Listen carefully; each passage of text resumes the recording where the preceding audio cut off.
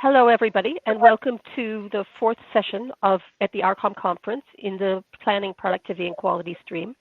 We have three really interesting papers to present today. And what I find quite striking is that each one offers a very different perspective on kind of individualistic or behavioral aspects of planning and productivity. And so I think we can have a really interesting discussion both about the papers and about how they fit together. So we're going to start with the first paper, which is Practitioners' Perception on Strategic Public Facilities Management by Pernilla, Gluch, Ingrid, Svensson, and Frida, Fischer. And then after that, we're going to have 10 minutes of discussion and move on to the next one. Well, 8 minutes of discussion. Welcome to this presentation. I will present the paper Practitioners' Perceptions on Strategic Public Facilities Management. My name is Ingrid Svensson. I'm a PhD candidate at Chalmers University of Technology in Gothenburg, Sweden. And I have written this paper together with Pernilla Gluch and Frida Fischer, also from Chalmers University of Technology. Public buildings are important. Our kids go to school in them, we work in them, and we need them when we get older, for example. However, despite it's important for society, the maintenance of public buildings has been down-prioritized for several years, and a substantial amount of the public building stock is run down, with only minor ad hoc renovations carried out, which has resulted in that extensive and expensive measures need to be taken. Strategic type of public facilities management, focusing on long-term and sustainable planning, including new types of organizational practices for the organizations responsible for the management of the public building stock, that is, public facilities management organizations, is required. PFMOs have recently launched numerous strategic change processes and projects with the aim to develop long-term and strategically oriented facilities management practices. And PFMOs and their current organizational change for strategic public facilities management is the focus for my overall research project. And the aim of this paper is as follows. So the study presented in this paper attempts to capture a broad perspective focusing on practitioners' perceptions on strategic work in PFMOs using survey data. And this adds to previous research that has addressed specific technological or organizational challenges facing PFMOs, foremost through case studies or literature reviews. 3 questions have guided the research that is presented in this paper. How is PFMOs changing and what challenges are they facing? Who leads the strategic work? And what aspects are included in strategic public facilities management. So the questionnaire was sent to individuals working in PFMOs in 123 Swedish municipalities. The questionnaire was sent to 383 contacts, whereof 27 email addresses bounced, leading to a final sample of 356. Responses were obtained from 207 individuals, of which 178 were sufficient. So that leads us to a response rate of 50%. The targeted respondents were individuals likely to be involved in facilities management, renovation and maintenance work, and assumed to be in position to have knowledge on public facilities management practices. And they had different job titles, for example, facilities managers, strategists, line managers, planners, and project managers. The questionnaire had 29 main questions divided into 5 areas of focus: background, long-term challenges, the concept of strategic facilities management, leadership and decision-making, and the future of public facilities management. For this paper, we analyzed the results according to the frequency of the answers, but for future studies, we plan to do more advanced sort of calculations to see relations between different groups, between different questions, and so on. But here I will present the selected main results of the study based on the frequency of the answers. So, Starting with how PFMOs are changing and what challenges they are facing, we see that in response to the question, have you changed your ways of working with regards to facilities management during the last 5 years? We see that 84% of the respondents stated that they have changed their ways of working with regards to the management of the public building stock in the last 5 years. Only 6% stated that they have not, and 10% said that they don't know.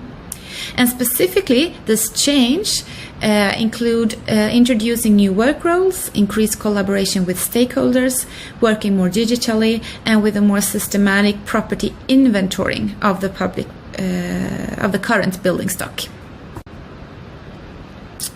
When asked if it's an explicit goal to work with more long-term and strategic within the organizations, 76% of the respondents stated that their organization has an explicit goal to work more strategical and long-term than they do today.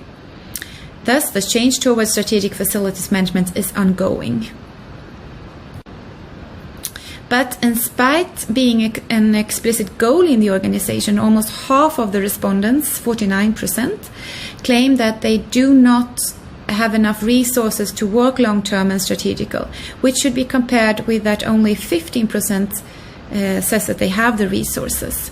And the resources that they claim are missing or lacking is foremost personnel. 81% stated that they do not have enough personnel to carry out the strategic work. And this is followed by lack of organizational structures supporting the strategic work, lack of financial resources, lack of appropriate IT systems, and lack of political decisions. In terms of who leads the strategic work, we see that the role of the facilities manager is claimed to have been changed over the last 5 years, according to 64% of the respondents. Some of the main changes raised were that the facilities manager, in comparison to earlier, worked more with finances, more long-term, and more strategically. So the results here indicate that the facilities manager's role not only are changing, but also becoming more influential on strategic issues, as we will see, together with managers and strategists. So we asked, to what degree have these actors gained increased influence on PFMO's work over the past 5 years? And most people agree on that managers, strategists, and facilities managers are getting more and more influence. A large majority of the respondents are familiar with the concept strategic public facilities management, 77%, with 36% stating that they are working also in accordance with the concept. And in terms of what aspects that are included in the concept, we see that there are very many things considered to be part of this strategic public facilities management: long-term planning, cost efficiency, mapping of current building stock, politics, funding, decision-making processes, just to mention a few. In terms of discussion then and concluding remarks, we can see that the results show that PFMOs are changing and that they are in a process of adopting a more long-term and strategic approach to public facilities management. The responding practitioners perceive resources as missing to work strategically, and that is foremost in terms of digital tools and personnel, but also organizational structures to support the work. From our data, it is also clear that the facilities manager's role is undergoing change and expected to act both operative and strategic. And for future research, it is worth asking what happened with the newly developed facilities manager role if competing new roles, for example, the strategist, is developing in parallel. We could also see that PFMOs seem to want to squeeze in all types of aspects into strategic public facilities management, as you saw on the former slide here, that there were very many aspects that the respondents associated with strategic public facilities management. And PFMOs have initiated change initiatives, but it also reveals that a lot is remaining, as well as a frustration that there is still a long way to go. This signals of an end state view on strategy work instead of seeing it as a continuous process. So here managers need to be clear what they expect from the change process they initiate into PFMO. So many view it as a project with a clear end state, but whereas we think that it would be sufficient to view it as an ongoing process that cannot said to be finished, so to speak. And the study gives an overview of strategic work in PFMOs by capturing contemporary challenges addressed, content, as well as involved actors in the work. Thank you so much for listening.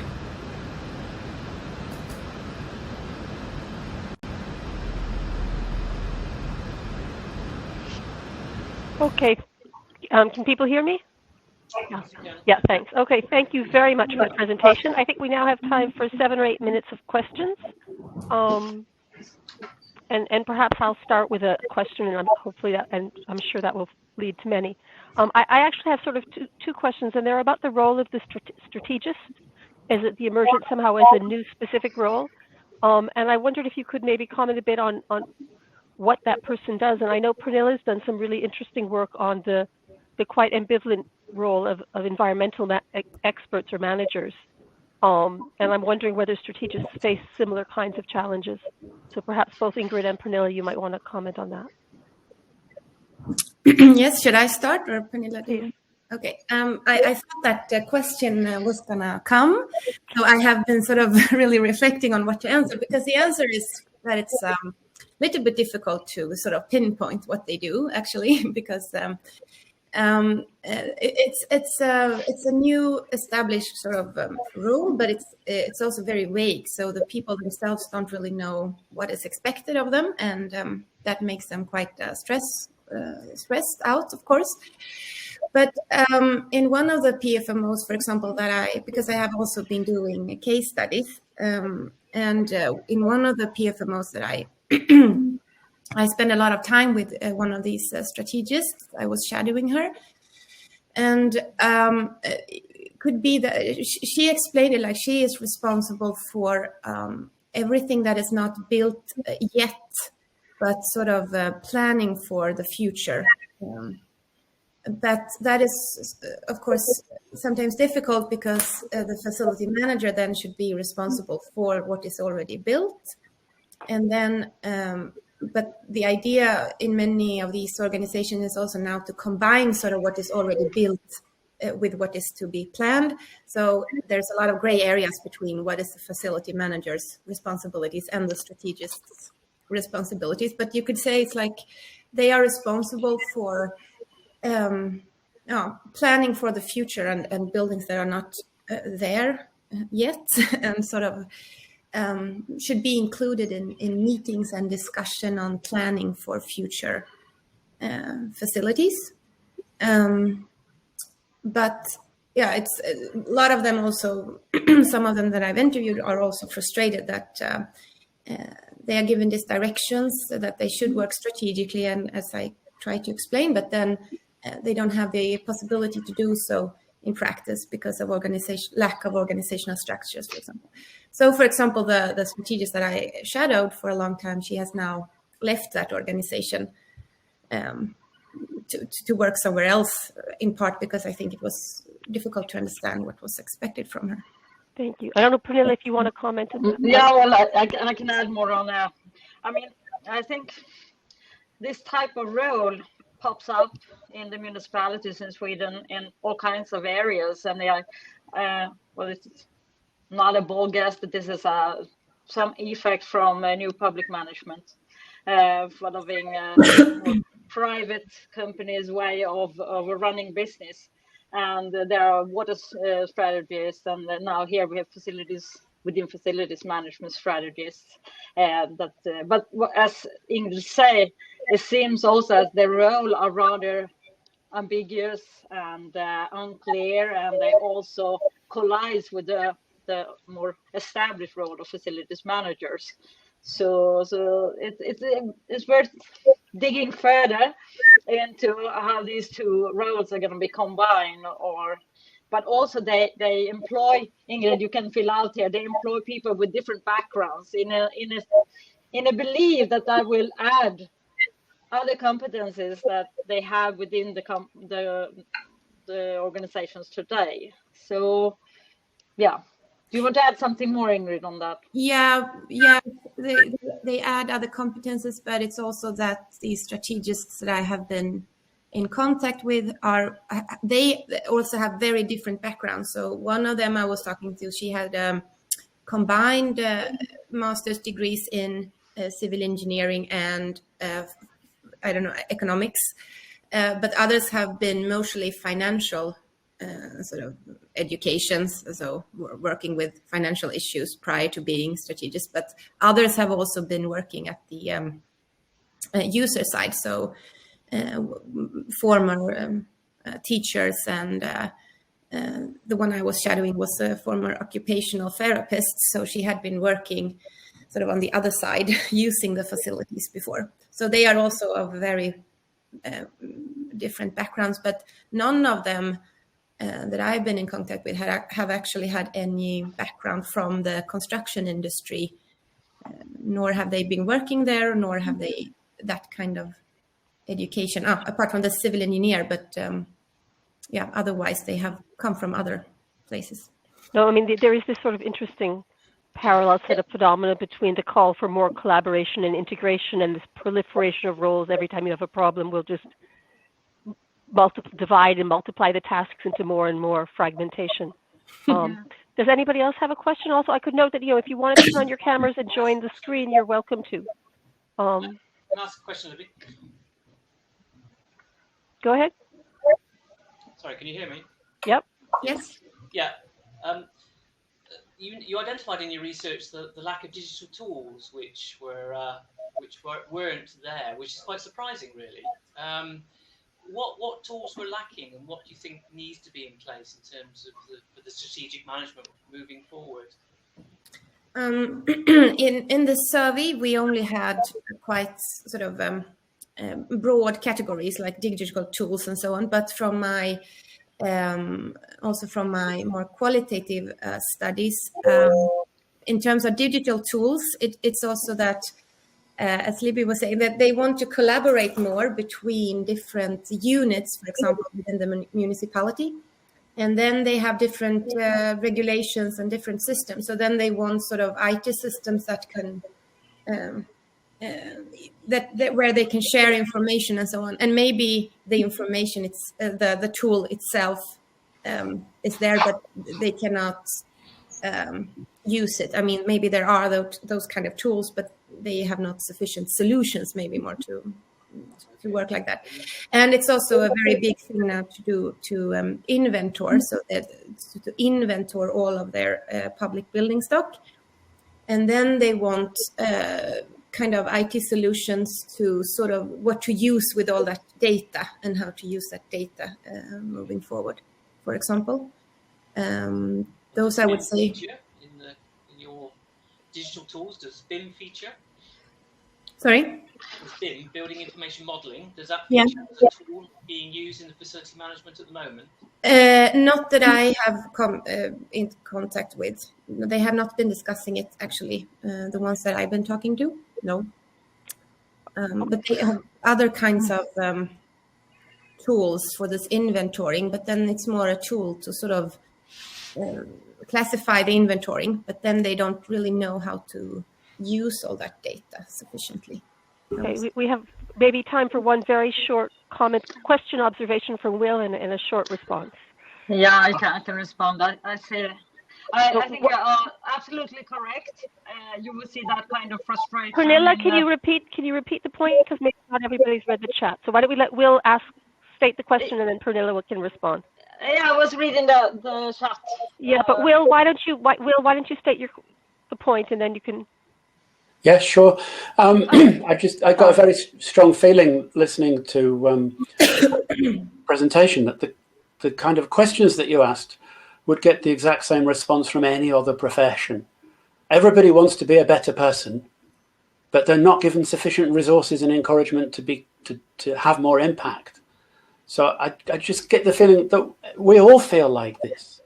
And also, I've read so much about the roles of people, especially consultants, when you try and figure out what do they actually do.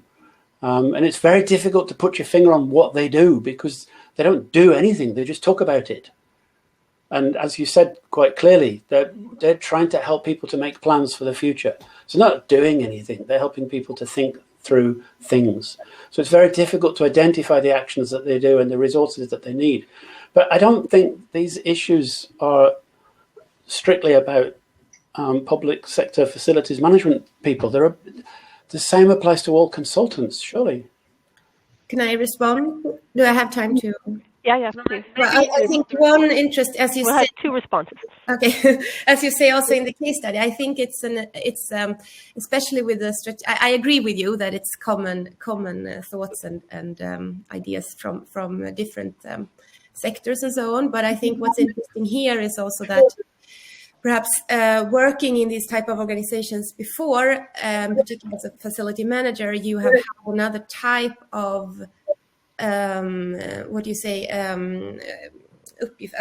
assignments that has been very sort of clear and hands-on on particular buildings, and it's the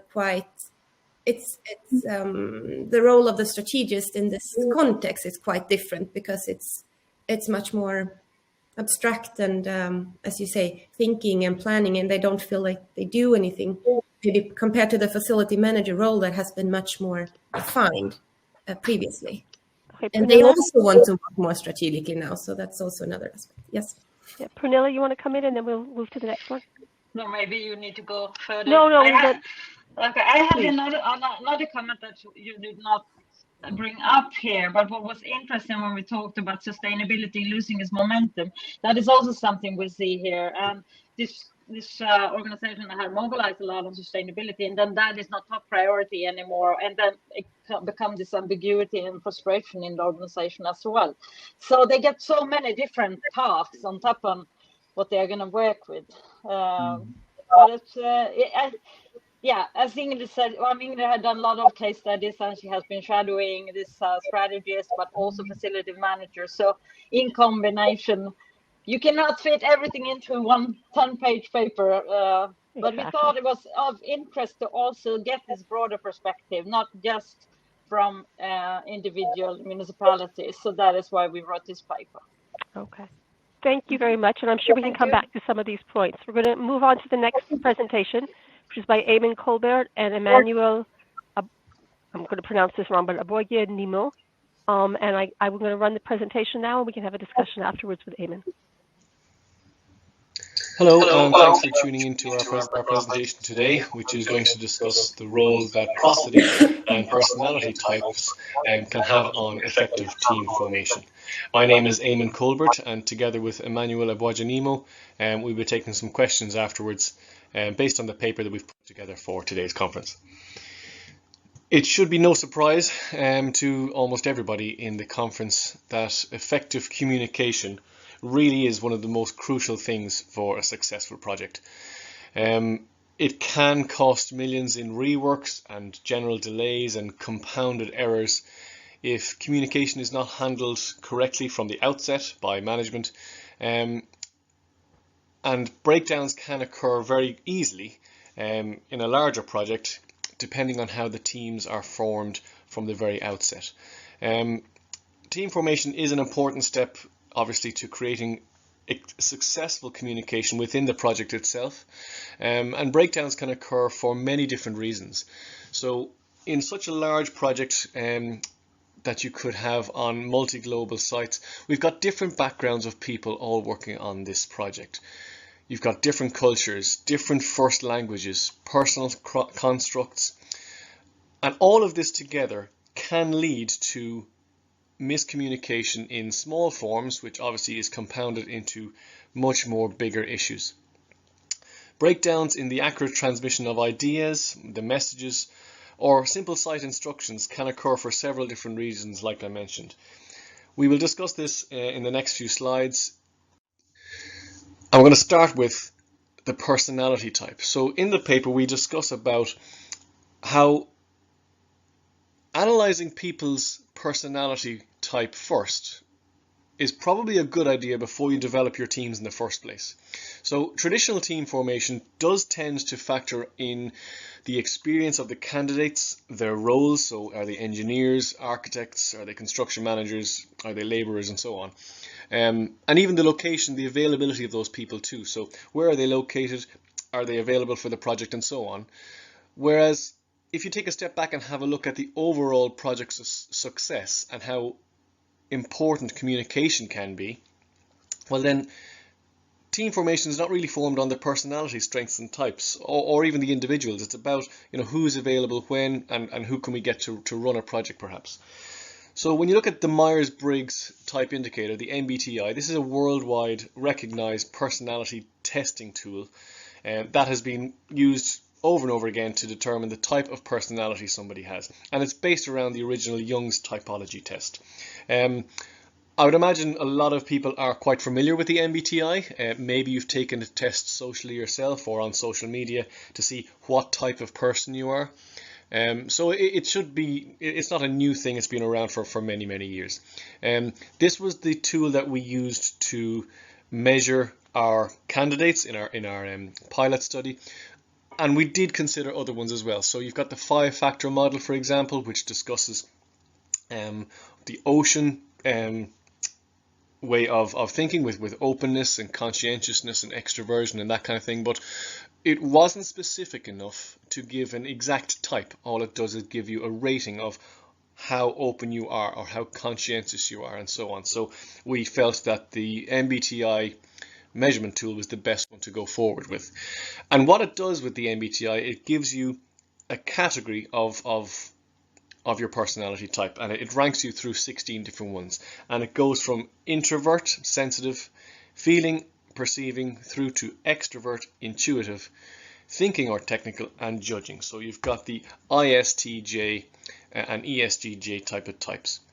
Now from the literature that we've discussed in the paper, Shen discusses how the ISTJ and ESTJ types should not really be paired together in the same team, as a power struggle may develop, and it could hinder the performance of the team. Now, if this was in a much bigger project, if it hinders the performance of a small team, it's obviously going to have a knock-on effect to the wider project itself. So building on the work of Shen et al., we discuss in the paper how you should look at what makes a good team initially. Can we look at the people involved in that team? And that could be an overall management team. It could be teams within a certain infrastructure project. It could be anything. But from what we found to date, looking at the types of personalities first is a little bit more important at an early stage. When it comes then to the term prosody, this is something that is not very well discussed or researched in the wider construction industry to date that we have found. So it's defined as the branch of knowledge which deals in forms of metrical composition, and it basically is how you are delivering a sentence based on how you're speaking. So the way that your accent or your inflections deliver something, that may hinder the original message that you're trying to get across. Now, it's not so much an issue when we've got people all working on the same project who all speak the same language, or whose language is all their principal language. So everybody speaks English as their primary language, not as much of an issue. But when you get a wider multicultural project site, this is where you can have an issue. So Chartrand and Barg discussed the chameleon effect, and this might be very useful to avoid prosodic errors in communication. So if you think about the American or the Australian English accents, they have a significant inflection on some phrases, and sometimes they have a rising intonation at the end, which may seem like there's more to come, or that they're asking a question, when this is not exactly the case. So having a knowledge of what prosody is and how it may affect verbal communication, I think this is an important thing to consider when understanding the workforce. So to get rid of all of your lack of communication, understanding what prosody is and how it can affect communication messages may be important. And it's not just verbal communication, it's also implicit as well. So implicit prosody is that little voice inside your head. When you're reading something, you read it in your own accent. You read it with your own inflections. And if we were to understand that a little bit more, written messages, emails, site instructions may become even clearer. If we're able to understand how the message can be interpreted by somebody else, that's the most important thing to consider to go forward.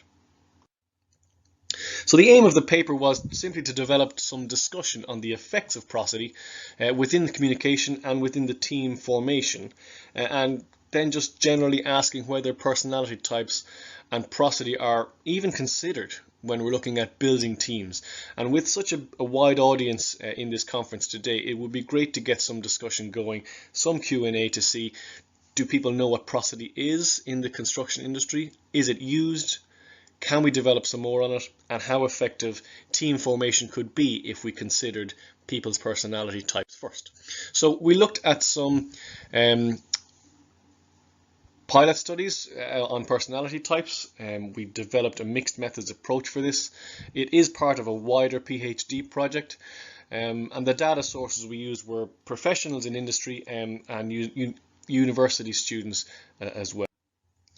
So what we found from our original pilot study was there is a clear correlation between the student profiles and those who are already in the industry. So the ENTJ type is a very predominant one, and the extroversion and judging characteristics of the students and the professionals come across. You know, it's no surprise that you do need to be a little bit extrovert and judging when it comes to making clear decisions on site or on a wider engineering project.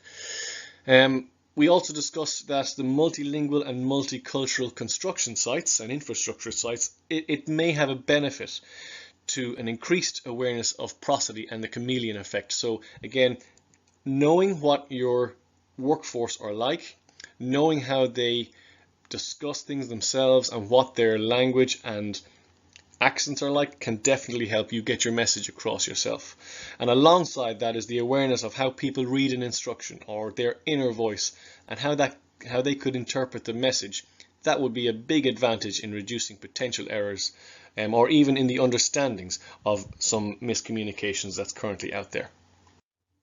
So some of the conclusions we've had from this paper were that our communication can be explicit, it can be verbal, it can be implicit and written, and more understanding about the prosody at management level within their professionals could ease in the effective communication on construction sites.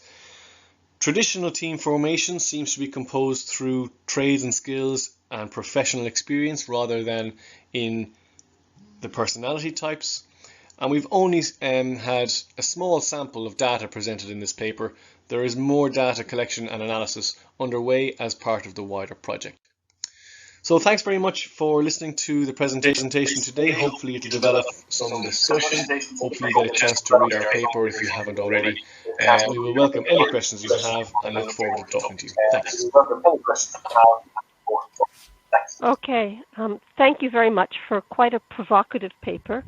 I don't see any questions in the chat yet, so I'm going to start. I guess I'm wondering, in some ways this idea of composing a project team taking into account personality type would seem to be at odds with the idea of choosing people based on their expertise or their competence of their professionalism. And so I wonder, one, whether you've thought about that relationship, and two, whether you have any reflections on the ethical issues involved in shifting away from the kind of professional formal competence criteria that tend to be privileged or that are formally privileged in the name of transparency.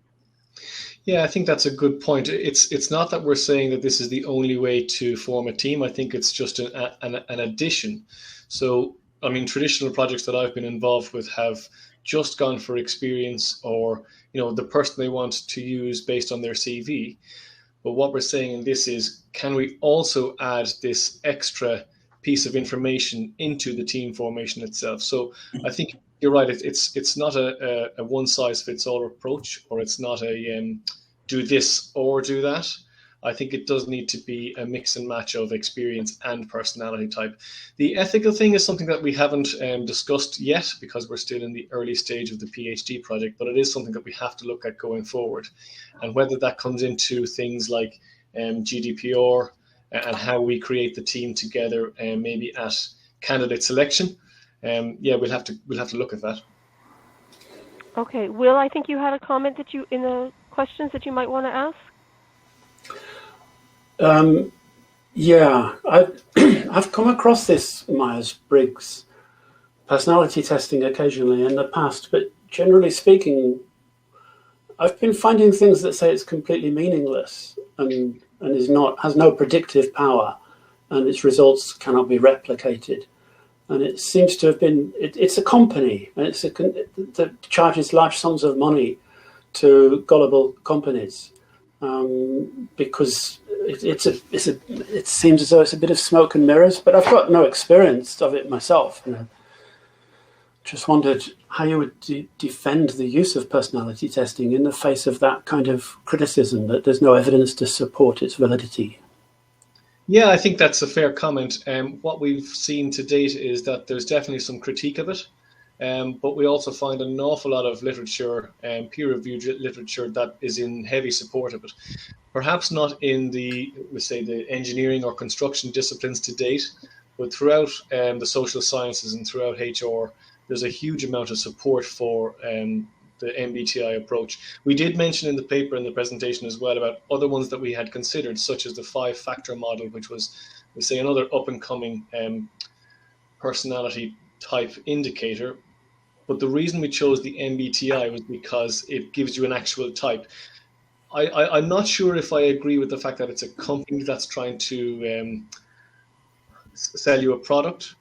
From what I've seen to date, the literature is pretty strict on the fact that it is well organized. It's not just one sole source.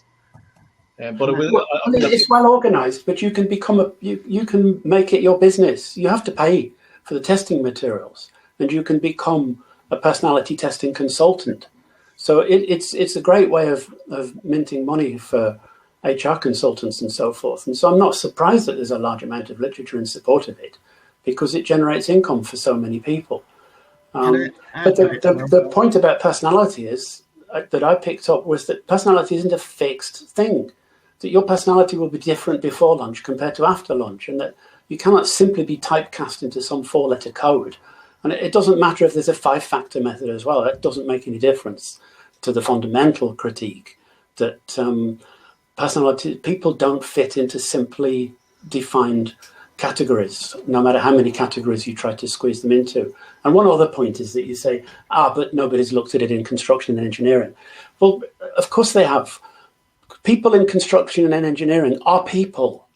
So any research into people in general also covers us. We're not a different category of human. We're all humans. So I think it's a bit of a distraction to say, but it hasn't been looked at in construction teams. It's not going to behave differently because we're still humans. Emmanuel, do you want to weigh in on this? And then Yes. Ingrid afterwards. Yes. So just to add to what Will was saying, it's understandable that the approach, if it's produced by a commercial entity, would be looking at the commercial side and making money out of it. So that is part of the overall look for the PhD. So it could come out as he's doing it to make sure that it makes sense to the people, and these are real people, like you say it. So if it comes out in the back end that, from the discussion and the analysis of the final data, that this has no implications on people and team formations, then that would be one of the key findings of the research, to identify that this has no bearing on the people we're looking at. So this is part of it. Yeah. Thank you. Ingrid? Thanks, Emmanuel. Yeah, I had sort of the same, just general question first of the evidence. I'm actually a psychologist, but here now in construction management, and I was just thinking also about the new PIR, for example, that it's based on the 5-factor test, but maybe but you answered that. But the other thing I was thinking of that I really didn't understand is that you say that you should use it as a tool then to say that you are this type of person and you are this type of person and you should be together, or is it more like a thing to discuss, like when you have gotten these results in a team, then that you use it as a basis for discussion, for example? Because that's how I've interpreted that it also can work. Yes, I think you're It's absolutely more right. processual, as Will was talking about. Yeah, no, I think you're absolutely right. What is the idea? Yeah, it's not to be the only factor that we would use to determine a team. It's at the very early stages of project initiation. So before your project takes place, before you're actually on site, what we're looking at is seeing is, can we have a look at these types of personalities, get a discussion going, and seeing if the two personalities either clash or work together, and if so, can we build a better team out of that? So again, previous projects that I've been on, we've had, let's say, groups of 4 people together, where we have different disciplines together and different deliveries. So for example, we've got structural, we've got piping, we've got civils. And within those teams, they're developed from what's the word? A complementary group of people. So it's definitely not the only way to form a team. That's absolutely true. But it is something, like you say, to be discussed at an early stage of team formation. Yes. And just going back to what Will says, I didn't mean that it hasn't been looked at in the construction industry, but what I found to date is that there's an overwhelming amount of literature in other disciplines. There's not as much literature in the construction discipline specific. That's what I was on about there. Okay, I guess my point there, which is quite important, is that construction isn't a discipline. It's not an academic discipline. Psychology is, but construction isn't. It's a field of application. It's an empirical space. And so it's very important to not try and structure your research around the idea that construction is some kind of academic discipline that's growing. It isn't. There's nothing in construction that hasn't already been studied in the mainstream academic disciplines. So your academic discipline isn't construction, it's psychology. As an ethnographer, I agree. Okay, we're going to move on now. We can have a big discussion about the nature of construction management research as a applied field, as a discipline. And I mean, I think I agree with Will, but it certainly provides a context in which processes that are studied elsewhere may be inflected differently in a different context. And that, I think that's where we have a lot of contribution to make, potentially. But I'm going to move on to thank you for a really, as you can tell, thought-provoking topic and discussion. And we're going to move on to the next presentation, which is Inter-Organisational Collaboration in Megaprojects, Yingshuang and Bill Collinge. So I'm going to move us back to presentation mode and start the video.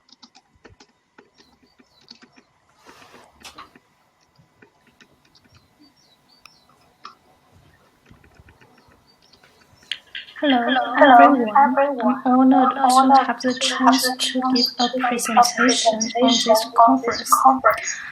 My topic is inter-organizational collaboration in megaprojects. I'm just stopping it for a moment because I hear a lot of echo. I don't know if do other people as well? Yeah. Yeah, all right. Let's see if we start it again. And maybe if we mute everybody. I don't know if that will help. Let's try again. A dynamic model of collaborative and opportunistic behavior. This paper presents initial and ongoing work, which is related to a 3-year PhD study.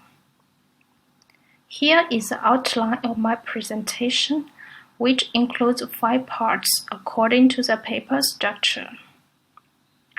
Now, let's begin with the first part, introduction. Megaprojects are generally used to deliver major infrastructure associated with transport, telecommunications, energy generation, and so on. Compared with conventional projects, megaprojects are much more complex systems with characteristics of multiple stakeholders, substantial investment, high degree of technological complexity, and extremely long life cycle.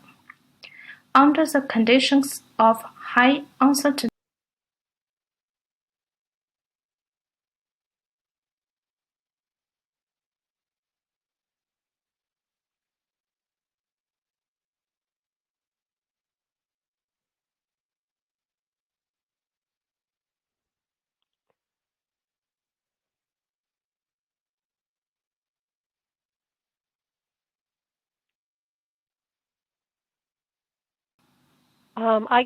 I couldn't hear. Did other people have an interruption as well? Hello, everyone. I'm honored to have the Okay, let's chance see if we to can move give it forward. a Alex, do you have a presentation suggestion here? and behavior.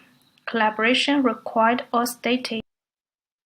Alex, do you have a suggestion? Should I just try to restart it where we left off?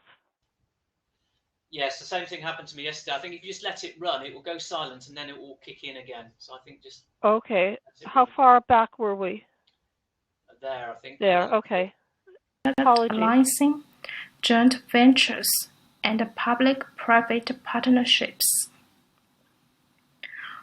Also, all forms can be effective ways to facilitate inter-organizational collaboration, improving mega-project performance. Organizations' attitude and behavior is not easy to be changed. Without a shift in attitude and behavior, collaboration required or stated in contracts is mere lip service. Governance mechanisms provide useful insight about the conditions that cultivate and facilitate collaboration.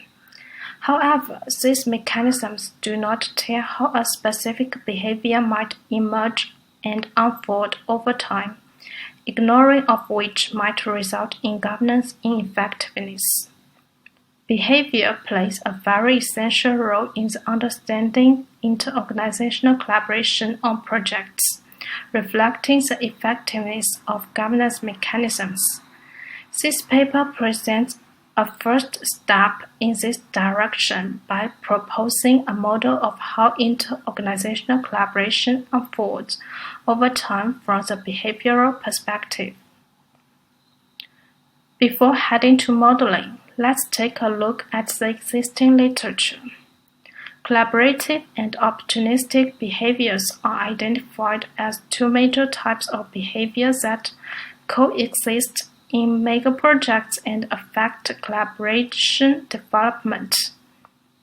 On the one hand, megaprojects are as temporary endeavors, gather different organizations to work towards a common goal. On the other hand, organizations have inherent incentives to maximize self-interests by choosing opportunistic behavior. The extant literature has for the most part concentrated on examining drivers of collaborative and opportunistic behavior separately. On the basis of behavioral perspective, this paper aims to systematically tackle with interaction between collaborative and opportunistic behavior in the megaproject context. Now, let's move to the third part, model development. The model is developed using the system dynamics approach. There are two reasons for justifying system dynamics as an appropriate method. First, system dynamics is a well-developed approach to identifying complex cause-effect relationships and facilitating a better understanding with visualization. Second, system dynamics is able to discover feedback loops regarding collaborative and opportunistic behavior, and illustrate the dynamics of inter-organizational collaboration with a holistic and systematic view. The model is constructed with 4 steps, which are search, analysis, system description, and model mapping. Parameters and their relationships are identified from the existing literature, and then a causal loop diagram is developed. Here is the finding. The table on the left shows 11 parameters identified from the existing literature, and the figure on the right is the causal loop diagram developed showing the interplay among these parameters.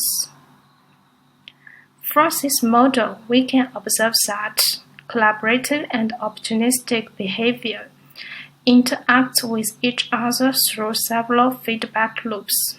For example, as the red loop shows, when collaborative behavior is adopted, transactional cost is prone to decrease, resulting in low motivation for opportunistic behavior. With depressed opportunism, its negative impacts on megaproject performance are mitigated. Oh dear, I don't know how that happened. Hello, everyone. I'm honored to have the chance to give a the green loop shows. Dependencies strengthened by collaboration indicates that decision-making and actions of an organization rely more on partners, which increase risks of behavioral and internal uncertainties. When there are higher uncertainties perceived, an organization is prone to choose opportunistic behavior to assure short-term benefits, while this results in higher transactional costs, which in return encourages collaboration. After a brief discussion of the dynamic model, this study is concluded as follows. The study contributes to the knowledge by investigating behavioral aspects of collaboration and developing a model that visualizes the interaction between collaborative and opportunistic behavior. However, the model should be treated carefully as it is only based on literature and is presented qualitatively, which might be more subjective. Therefore, testing model validation is required in the future work. Besides, as one part of the ongoing research, the next step should consider quantification of dynamic parameters and their relationships for computer-based simulation. Also, the scope of this study should only focus on behavioral aspects. Future work should consider the interaction between behavior and governance so as to select appropriate mechanisms.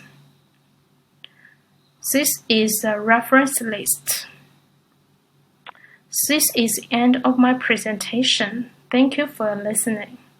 Okay, thank you very much. And my apologies, I don't know what interrupted the slides a couple of times, but I think we all managed to follow. Can everybody hear me again? Somebody? Yes? I can't hear you, though. Sorry. Oh, Alex, yeah. It's going off. Yes, we can. Fair enough, lovely. Okay, perhaps as before, I will, since we don't have questions right now in the chat, we'll start with a couple of questions. I guess I have sort of two separate questions. One is it seems to me that what I really like about the paper is this idea of moving away from saying a project is either collaborative or opportunistic, and understanding that there's actually a dynamic, that at different moments in time people may behave differently, which is a point that Will brought out earlier about personality, but I think extends to how people in a team behave vis-a-vis one another. I guess I have two questions in terms of the paper as it's presented. One is, you seem to have done quite an extensive literature review, but you seem to have treated all the papers as equally contributing without really thinking that different papers are written with different approaches and with different assumptions and different case studies. And I wondered if you could say a bit about the mapping of the literature you drew on. Are there sort of 2 or 3 themes or clusters in that literature and how that affects the way you use their findings? But then the second question has to do with the effect of context, obviously, because in some ways I would imagine that there's a lot of contextual factors which shape whether people behave more opportunistically or collaborative or how they move between those. So they're quite big questions, but I'd be interested in your initial thoughts. Sure. As for the first question, actually, I think I treated all papers equally, but each paper is analyzed based on 3 questions, which is what type of behavior is discussed. First, I will identify maybe in this paper they discuss about the collaboration, or in other papers they discuss about the optimism, and based on that classification, and I will ask the next question. what will affect collaborative or optimistic behavior. So here I want to identify several or one or several factors which mentioned or focused in that paper. For example, maybe in one paper they focus on collaboration and they noticed that the transaction cost is one important factor mentioned by the authors that will inhibit the opportunistic behavior once the transaction cost decrease and the opportunistic behavior will also be decreased. And then I will move on to the third question: what will be affected by the collaborative or opportunistic behavior? Here I want to identify what's the outcome of the collaborative or opportunistic behavior. Maybe they will contribute to the relationship or contribute to the project performance. So here is a key focus. So I think maybe the different project paper types or the methodologies they used will affect the factors I picked. But I think that is not a very very important thing that will affect my findings. Yeah. Okay, thank you. So sorry, can you repeat the second question? The second question, it was a really big question, so maybe you could just talk about what a few of your thoughts was about the effect of context. Will the dynamics that you've modeled in your system, do you think that they'll vary depending on either the type of actors or the organizational relations between the actors or the type of project? What kinds of contexts might make a difference? It's a speculative question. Yeah. Actually, that's a good question because I mentioned in my paper that this is a concept model. So I want to make it flexible. And I'm still in the early stage of my research. So in the next stage, I will use source model or develop source model. Maybe consider a specific situation. Maybe carry out a case study and to test the source model and adjust this model to make it more related to a specific situation. But this model is valuable because it is theoretical, and also I mentioned this has some limitations because it is only based on a literature review, but it is flexible and can be easily adjusted, such as to verify the parameters which is related to a specific behavior or the cause-effect relationships between those parameters. It can there is a future work can be done to adjust or to test those relationships, and so in this stage, I just make it more general and more flexible. Yeah, of course. Okay, I think Will has a comment, and after that, Jianfeng. So, Will, do you want to? Well, it's just a very quick thing, really, about the difference between collaboration and cooperation, because I think the words are used interchangeably quite a lot. But this idea that there's two ideas. The idea that project is a temporary thing, as if everything else we do was permanent. All organizations are temporary. So that's a bit of a distraction. And the other thing that bothers me is the idea that there's a shared objective. And I think collaboration implies that if you're collaborating with me, then you share my objective and you help me achieve my objective. Whereas if we cooperate, then you can do things that support my objective, but that doesn't make it your objective. And it remains my responsibility. And I always get the feeling that when we talk about collaboration, we're really talking about cooperation. But that may just, I mean, they're pretty much buzzwords these days, and they've faded, they've blended and merged quite a lot. But in this kind of research, it's probably useful to separate them out. And it would be interesting to see in the causal loop diagram some kind of separation between cooperative behaviour as opposed to collaborative behaviour, because it's quite important to the fundamental argument. Yeah. Okay, a really short answer because we're going to run over time. I'm sorry about that, but please go ahead.